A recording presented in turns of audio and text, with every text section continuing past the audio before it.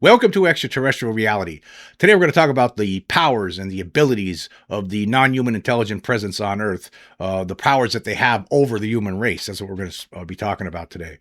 And, you just think about it. This whole thing started, full bore back in 1947 with Kenneth Arnold having his sighting over Mount Rainier in Washington State. And then, of course, there was the Roswell crash, which got covered up immediately, and we didn't really know about it until the late 1970s. But people since that point have been seeing UFOs. There have been many reports of encounters with the alien occupants of these UFOs. There's been people who say they have been abducted by aliens. There are people who have received implants from these creatures. There have been cows and other animals that have been getting mutilated by these beings, and they never get caught. Ever. They never get caught. Think about that. All these years now, all these decades, almost 80 years now since this thing really blew up. Of course, a lot of us believe that they were around before that, but they seems like they showed up in force in 1947. And, over all this time, right, they really have done a great job of staying in the background. I mean, for the most part, there's not, as far as our scientific community is concerned, there's not enough evidence at this point to say unequivocally that there is an alien presence on this planet. I totally disagree with that. I believe the evidence is there. And in the public domain at this point, actually. And additionally, there's no question that governments of the world are hiding things. They're hiding knowledge about this, hiding the craft that they discover, that they retrieve and then try to reverse engineer. But the bottom line is that these beings, they just have the ability over us to do just about anything. They run circles around any kind of aircraft that we have. Doesn't matter, right? We have no power over them. They're just so much more advanced than we are that it just seems like anything we throw at them is useless. I mean, you would think, for instance, all of these years, all of these reports of alien abductions, all of these people, right? None of them were ever able to really fight back. You hear some stories here and there where one of them punched one of them or kicked at one of them, and but what does that really?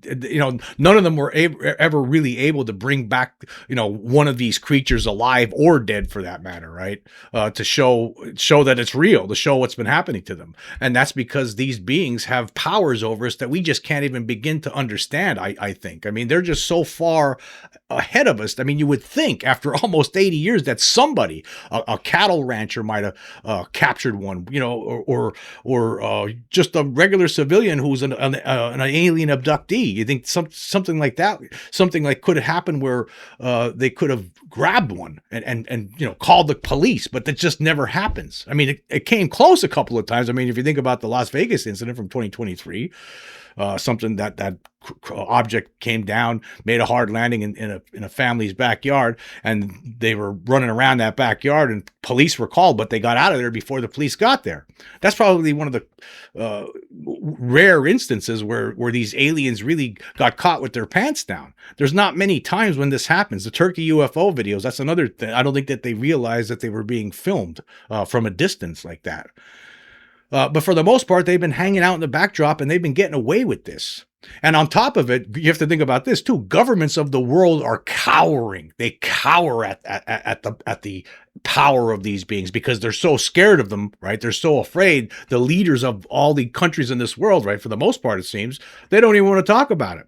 They want to pretend it doesn't mean anything. It doesn't exist because they don't know. They don't want to have to deal with people asking them questions because they're not going to know a lot of answers. They're not going to be able to provide.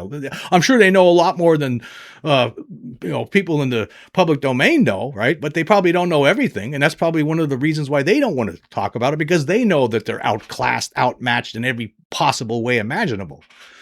So these beings really have it on us. They just can do so many different things. And it's just amazing to me that after all this time, you would think, like, for instance, like say when I was a kid and that creature showed up in my bedroom, right? Too bad. Like if somebody would have heard me screaming and hollering, if like say my dad would have came up and maybe tried to intervene, but that never happened because these beings have the ability to conk everyone else out in the whole house. That's what happened that day, right? For some reason, everybody else in the household was conked out except for me. And here there's an alien being in the room and some sort of a weird humming sound during this whole incident that I heard, right? And I'm screaming my head off, screaming for help, but nobody comes to the rescue because they're subdued somehow. These aliens have the ability to do whatever they want with us, and it doesn't seem like there's anything we could do to prevent it. It really doesn't. So that's what I want to focus on here today. And I actually developed a list here today of an outline and listed all of the different powers that they have over us. And I want to go through all of that stuff here with you right now. Okay, and I have sectioned off 6 different sections, and I have about 30 different abilities to go through. And the first section is the cognitive, neurological, and psychic abilities. And number 1, telepathic communication. Yes, these beings have the ability to communicate telepathically, direct thought-to-thought communication, often bypassing spoken language. Witnesses frequently describe hearing messages internally or sensing meaning instantaneously. We were just talking about an instance that happened to a person back in the 1970s where he heard a voice. We talked about a few different cases like that where they hear them actually speaking to them, voices in their mind. That happens sometimes. People who get abducted, they have telepathic communication with these creatures.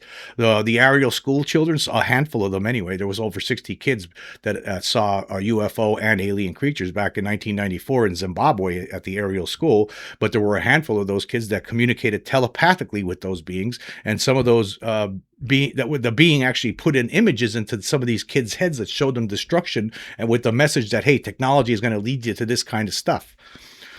And then, okay, moving on. Number 2, mental influence and suggestion. Yes, they have the ability to implant thoughts, images, or emotions into the human mind. Sometimes it includes screen memories, false recollections that replace actual events. Yeah, a lot of people have talked about this, and they don't realize it until later on, until they undergo hypnotic regression. So these beings have the ability to implant different ideas and thoughts and images into people's brains, just like in the Zimbabwe incident we were just talking about, as well as put false memories into people's minds. Like instead of they see an alien, but the alien puts a suggestion in their head that it's not an alien that you're seeing. It's an owl. That was from a story we were talking about just yesterday's show. Number 3, neurological or physical paralysis. Yes, they have the ability to paralyze people in all different forms, it seems, too. Whether it's with their mind or with devices, somehow they're able to paralyze people. It involves the immediate immobilization of the human body, often while consciousness remains intact. It's not a mechanical restraint. It occurs without visible technology. Well, that's not the case all the time. Sometimes it is, and sometimes it isn't. We talked about some cases where they point some sort of a device at someone, and then they freeze up. And then other times people are they're just paralyzed, and I don't know what happened. Hypothesized mechanisms could be electromagnetic inhibition of neural signals or mental override of motor control, and reported in numerous abduction and close encounter cases like the Pascagoula case from 1973, or the Pascagoula, Mississippi incident, and also the Travis Walton incident from 1975. Yes, these are the kinds of things that happen to people. These beings are able to paralyze us, and seems like there's nothing we can do. We don't even know how they're doing it. Number 4, memory suppression / alteration. Yes, this is something else that they're able to do. We were just talking about this in the previous show as well. And David Jacobs outlines this kind of stuff in his books, like The Threat and Walking Among Us, where these beings have the ability to apparently to take present memories, new, fresh memories, and somehow shove them into our long-term memory bank, right? And that's how people experience missing time. And so here, post-event amnesia or partial recall, missing time is common. Some memories later recovered through hypnosis or spontaneous flashbacks. So yeah, they have the ability to do those kinds of things. And also, this was a scary one, number 5, emotional modulation, the ability to induce calm, fear, fascination, or serenity, regardless of the situation. Sometimes reported during terrifying encounters, humans feel unnaturally tranquil. This is like another case we were talking about in recent episodes. That was Magic Mike Batista when he had that interview with Ross Coulthard. Of course, Batista was talking about an incident that happened several years ago. He believes he's in communication with these beings, that he could call them into his presence by using psionics, and a craft showed up. He filmed it with his cell phone camera, and you could see a craft, and there were beings apparently within this craft. But he said he was scared, but then all of a sudden he felt docile somehow. And you hear about this a lot of times. Some people, they feel like, oh my God, they're scared, and the next thing you know, they feel like everything's okay. So that's another power they have over us. Okay, number 6, collective or hive consciousness. NHIs appear to share awareness or thought fields instantaneously. Individual identity may be secondary to a group intelligence. Yeah, that's what it seems like. It seems like they're all operating on the same wavelength, like they're part of a hive, the hive mentality. They're all, you have to wonder if they're able to communicate telepathically with us, then that means they're able to communicate telepathically with each other. Or do they hear? Is it all just one big brain operating that they're all just elements of one brain? How does it work? I mean, but that's what it seems like.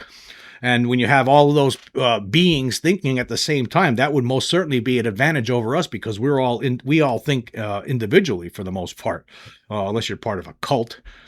Number 7, reality perception manipulation. Humans may perceive altered environments, symbolic scenes, or staged realities. May indicate control over human sensory input or consciousness projection. Yes, they could basically alter the reality of a situation. They have the ability to do that. How are they doing it? We don't know. But that's another power that they have over us. Okay, and then in the second section here, this is the biological and the physical capabilities. And so number 8, the superior physiology. They seem to operate without visible respiration, nourishment, or fatigue. They appear resistant to radiation, extreme gravity, or vacuum exposure. Yeah, does seem like they do have these kinds of abilities. The regeneration, agelessness. Number 9, no signs of aging or biological decay, potentially synthetic or hybrid bodies. Yeah, for the most part, you don't really hear about really old-looking aliens. Every now and then you'll hear a report from an abductee that said that they encountered an alien that seemed very, very old, but for the most part, they all look the same, and they don't look like they're aged like we age. Number 10, shape or form alteration. Some accounts suggest beings can shift size, color, or apparent species. Yes, it does seem like that for some, according to some reports. There's a lot of reports of shapeshifters. I've actually know of a story that happened here locally where I live, where someone claimed to have seen a chameleon, actually in the very town where I'm living right now. Basically someone that could change their appearance. Is it an alien? Are there creatures among us that can make their appearances change? It seems that could be the case, and I wouldn't doubt it. I just wouldn't doubt it at this point, because obviously there's something here. We've seen it, and some of them do seem like they could change their shapes and their forms, and they shapeshift. I mean, if you look at the Las Vegas alien video, there's a lot of weird, anomalous stuff like that going on, apparently. Number 11, light/invisibility control, ability to fade, shimmer, or become transparent, possibly through optical field manipulation or perceptual suppression. Yeah, how are they doing that? We've seen examples of that they are able to make themselves invisible somehow, and also invisible to being filmed. With cell phone cameras, for instance. Number 12, energy-based or semi-physical bodies. Some forms appear as plasma, mist, or luminous entities, not strictly solid. Yeah, I don't know if that's a trick that's just getting played on our minds when we see these things sometimes, or if they're actually able to change like that, change from their physical form into other things like mist or luminous entity, or a luminous entity. I'm not sure about that, but it does seem like that sometimes. Okay, and now the third section here, technological/physical science mastery. Okay, number 13, gravity and inertia control. UFOs exhibit motion-defying known physics like right-angle turns, instant acceleration, silent hovering. Yeah, we don't have stuff like that. We don't have the kind of craft that they have, not even close. And of course, number 14, transmedium travel. That's the ability to move through airspace and water seamlessly. They have that power. We don't have that kind of technology. Nothing even close to it. I mean, all our technology seems to be, for the most part, all fossil fuel based, or fossil fuel powered. I don't think that that's what they're not using that. They might be using element 115, like Bob Lazar said. But whatever they're doing it way better than we can do it. And so you have to wonder how many years are they ahead of us technologically? How many years would it take for us to get to where they are right now? Will we ever get to where they are right now? I doubt it. Okay, number 15, force fields and containment barriers, protective or immobilizing energy shields used on craft or beings. Yeah, that seems to be something that they got going for them as well. Just think about the what was that case that we were just talking about recently? The Kentucky Goblin Spree from 1955. What kind of ability, what kind of protection did those little alien creatures have? They were shooting right at them point blank, but the bullets just bounced off them. Well, what was going on with that? And so many other cases too, similar to that as well as energy fields as well. That's another thing. Number 16, material engineering beyond human capability. Alleged samples show isotopic anomalies or atomic structures not reproducible with Earth technology. Yeah, what we're talking about there is some of the implants that have been removed from some people. They had unearthly properties. They shouldn't be here. They shouldn't be in this solar system, but yet they are somehow, and inside people's bodies. Number 17, dimensional or temporal transport. This is like instantaneous appearance or disappearance, possible interdimensional or time-related movement. Again, I referred back to the Las Vegas alien video. You could see this kind of stuff in action. Number 18, 0 point or exotic energy utilization. This is a hypothetical use of unlimited ambient energy, propulsion without fuel combustion. Yeah, I was just talking about that. Yeah, and I think that's how they're doing this. They're not using fossil fuels. I do not believe. Number 4, dimensional temporal. This is the fourth section. It's dimensional, temporal, and perceptual abilities. So number 19, interdimensional phasing, the ability to exist partially out of sync with physical space, visible only intermittently. Now, I just want to point out too, some of this stuff is hypothetical, but these are the abilities. These are the things that they seem to portray to us. I mean, when you look at all the reports, and you see video evidence of them or film evidence of how these craft operate and the creatures, how they are, it seems like this could be something that's happening here. So again, it's hypothetical, but still, they do show it could be from what we're seeing with these creatures. They do have the ability to do this potentially. And here's another one, number 20, time dilation and temporal distortion. This was something that Lou Elizondo talked about in his book, how they're able to. If you get too close to the craft, there's time dilation that could be occurring. Encounter durations often inconsistent with the clock and clock time, missing hours. Yeah, is that have something to do with? Or is sometimes where people get abducted and they feel like maybe they're gone for an hour, somebody will get abducted, they'll lose 3 or 4 hours worth of time, but then. When they get hypnotized, it feels like maybe it was only an hour or something like that. But I wonder if there were sometimes there's time dilation issues going on, and that's why it seems like more time. They actually had more than just an hour of missing time. It was actually 3 hours of missing time. Is it because of time dilation and temporal distortion? Apparently, this is some of the stuff that goes on when because of the way their craft operate. Number 21, non-local consciousness or remote presence, the ability to project awareness or influence across vast distances without physical presence. Well, with regard to this one, I mean, again, that's more of a hypothetical. We can't say for sure, but I would imagine that they have ways, right? I would imagine that they would most certainly have ways. Okay, number 22, reality modulation / space-time manipulation. Environments, objects, or people may be manipulated as though inside a controlled simulation. Well, yeah, that could be what's going on too. Maybe we are being manipulated by these creatures on a regular basis and we don't even realize it. And basically, this is somewhat of a de facto simulation. We just can't prove it right now. Okay, now the next section, number 5, strategic, genetic, and existential capabilities. Number 23, stealth presence and covert operation. The ability to operate on or near Earth without broad detection, possibly through perceptual cloaking or psychological screening. I believe, yes, that is something most certainly that they have the ability to do. Because if they weren't able to do that, then we would, everyone in this world would know by now that they are actually here, that there is an NHI presence here, and no one in any government would be able to deny it. But unfortunately for the whole world, they do have the ability to do these kinds of things. And they have the ability to cloak their craft. There's just absolutely no question about it. We know this for a fact. There's just so many different cases over the years where people have seen craft cloak actually becoming visible. It's nothing's there, and all of a sudden you see a craft, or the craft becomes invisible right in front of your eyes. There's been a lot of different cases like that. Number 24, human data collection and monitoring. Reports suggest interest in medical, reproductive, or behavioral data.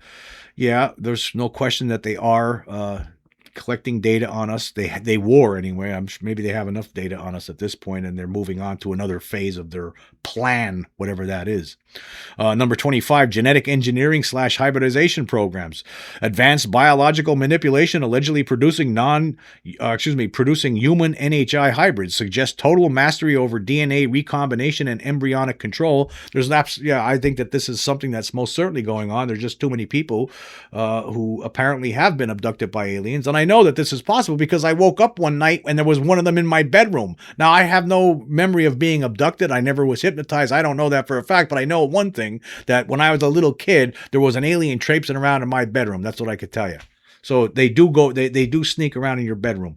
And not only that, who knows where else they sneak around? You could be driving your car down the highway, and next thing you know, you have missing time, and you don't even realize what just happened. But you were inside of a spacecraft having something removed from your person, or an implant getting put in.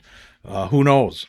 But they do have the ability to do this, and they are creating some sort of a hybrid race, according to the researchers like David Jacobs, who has done a lot of investigation into this over the years, interviewed over 1,000 different people who were allegedly abducted by aliens, and he came to the conclusion that that's exactly what's going on. They're taking sperm from men, eggs from women, and creating using that to create half human, half alien creatures, and then implanting them throughout the globe here for reasons unknown.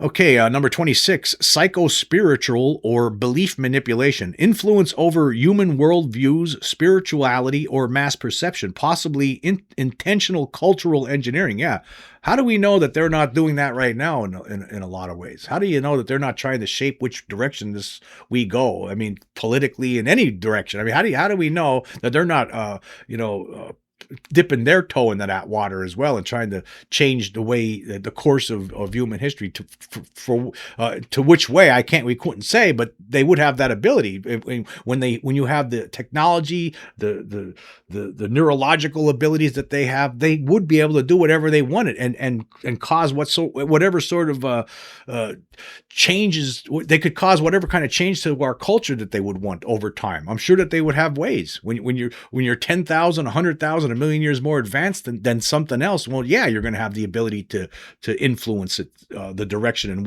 to which that society moves as time goes on.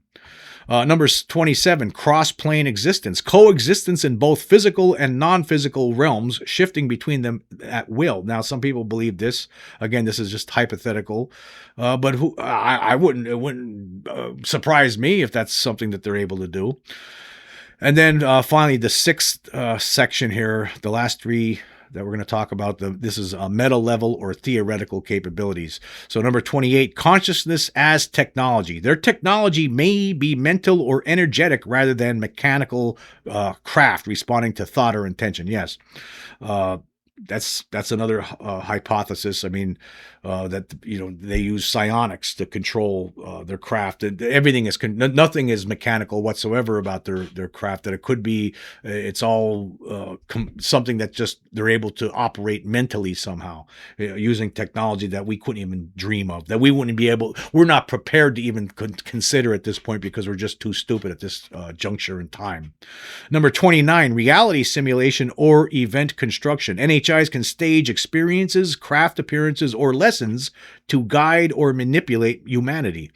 That's possible. I mean, think about the Ariel School incident. Maybe that's what they were trying to do. They're trying to manipulate humanity, teach us a lesson by communicating with children and showing them that technology could be disastrous for the human race if you don't get a grip.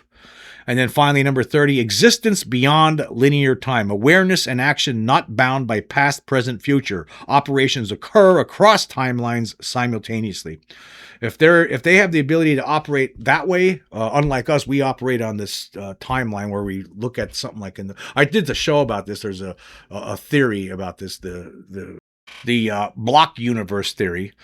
So that's like, basically everything that's happened, or everything is always happening. It's just hard to wrap your head around that. I did a whole show about this concept before, but maybe they're able to operate on all the timelines at the same time. Basically, everything in block universe theory, like the past, present, and future, it's all the same. There is really no past, there is no present, there is no future. Everything's that's happened has happened all at once, and maybe they're able to operate in a different way than we are. They recognize that that's the reality of the situation, that we are living in a block universe somehow, and this is how they carry them. They're able to.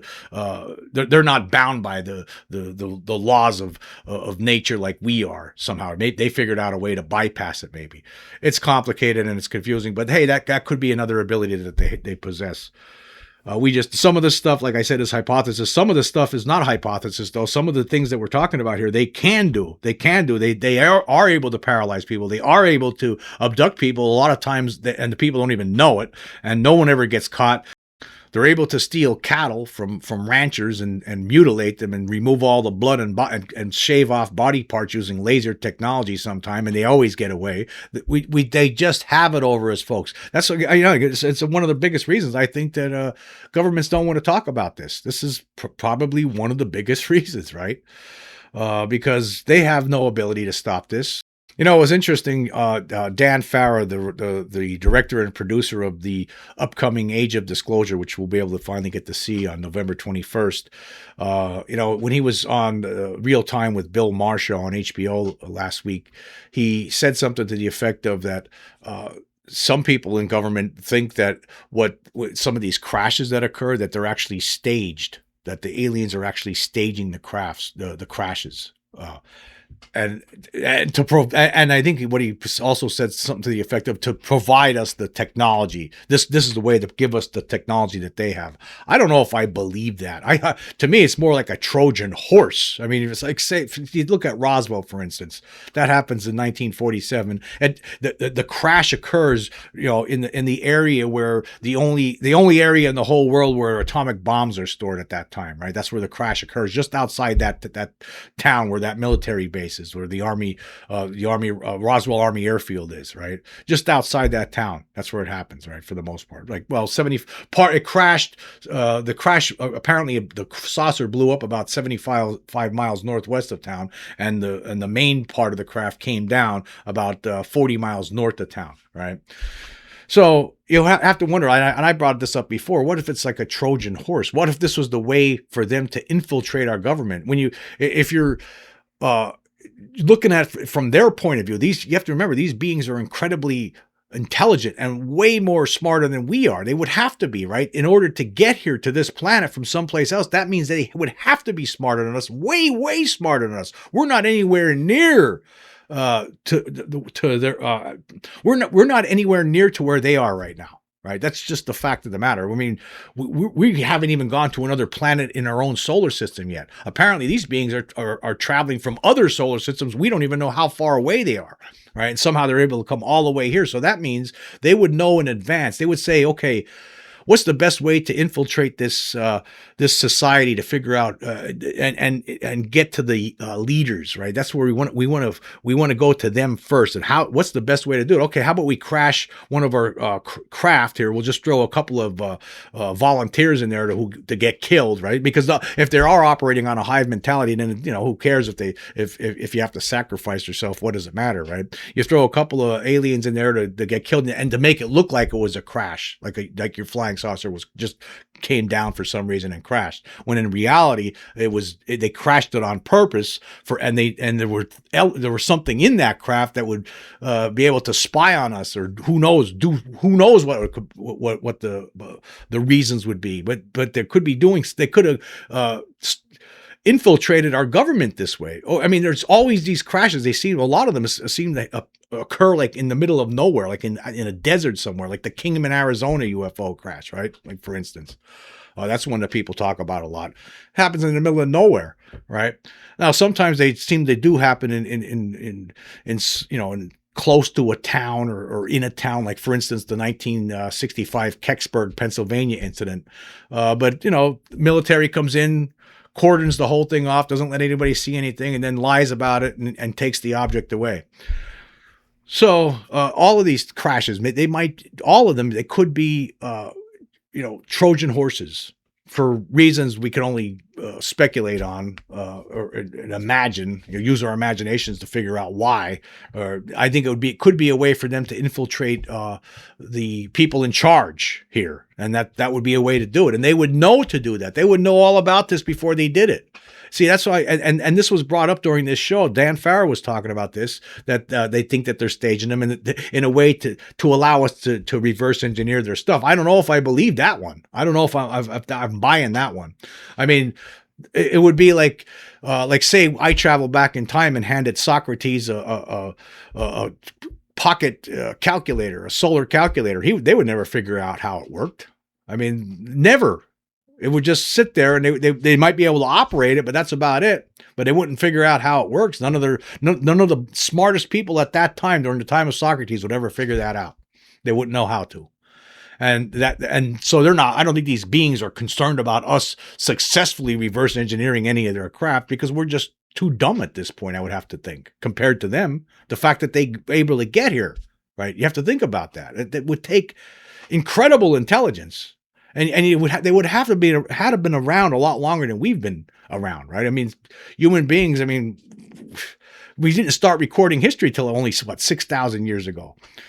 So it's only a spit in the bucket here. It's nothing. It's not even a grain of sand in the whole grand scheme of things. I just think that we need to appreciate the ability and the power that they have over us. We need to know what the government knows already. I mean, we have the evidence. We've seen it. We know that they're here. There's enough people now that have had encounters. There's enough research already conducted to inform us that we're not alone. But we need to know what governments know about this. What could they share? I mean, who cares if it's?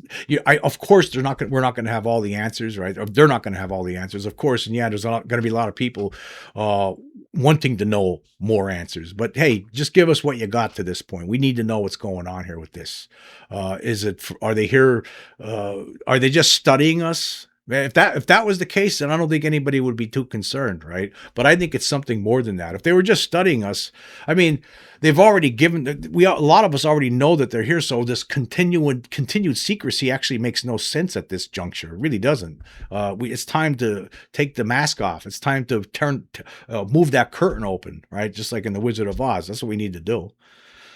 Anyway, speaking of the power of extraterrestrials and their abilities, I received something from one of my associates who wants to remain anonymous. Actually, this is that guy I talk about a lot, the former NASA engineer who is now retired, and he sent me something. He sent me a picture, and I'll show the picture here on the screen in a second.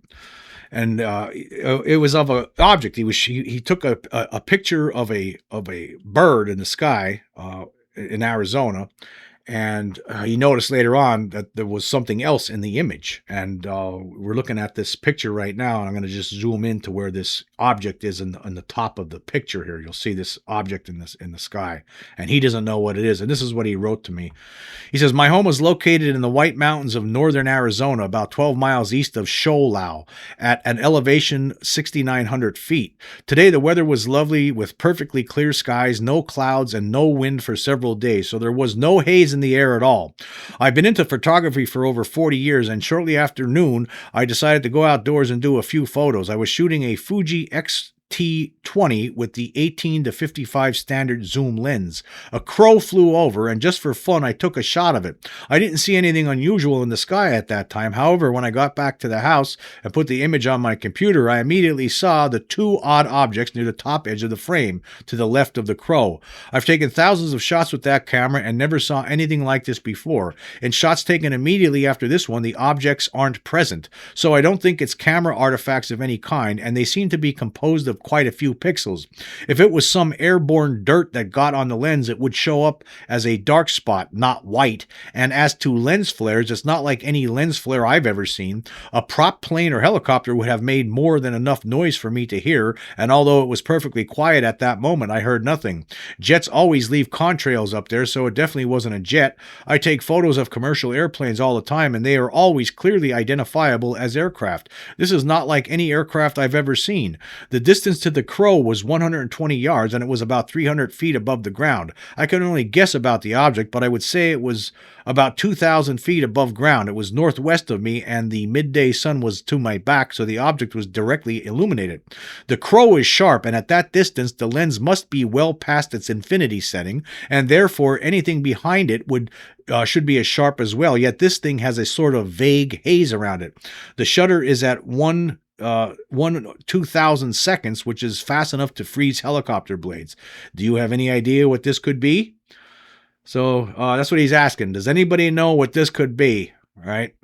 Here's what I think it could be. I think it could be an alien craft that is so advanced technologically beyond anything we have. There's nothing we can do about it.